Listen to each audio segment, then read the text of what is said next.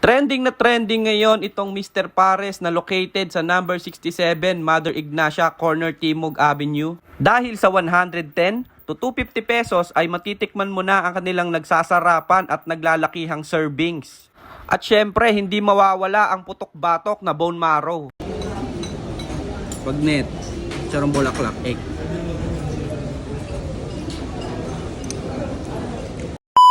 Pumunta nga pala kami guys dito sa Timog Avenue para dayuhin ang sikat na Mr. Pares na located sa Timog Corner Mother Ignacia Street.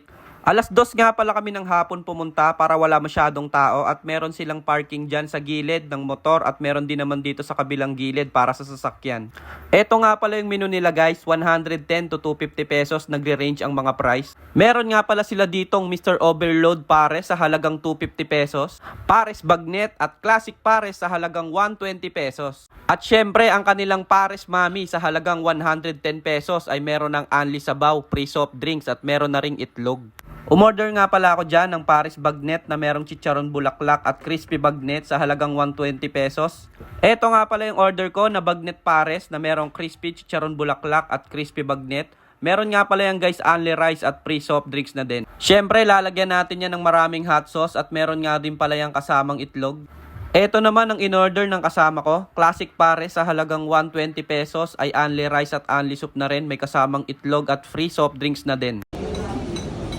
Bagnet, sarong bulaklak, egg. Ay. Sarong bulaklak.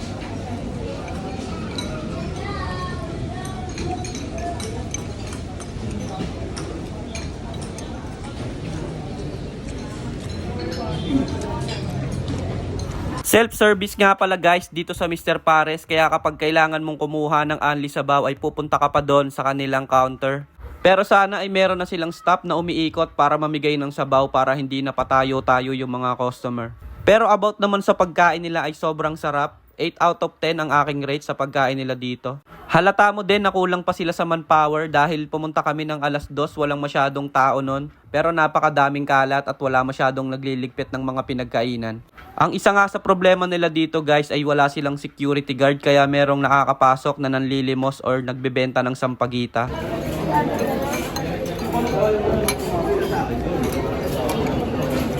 Sa mga gustong mag-tip ay meron silang tip box at pwede nga palang GCash payment ang pambayad kung wala kang cash.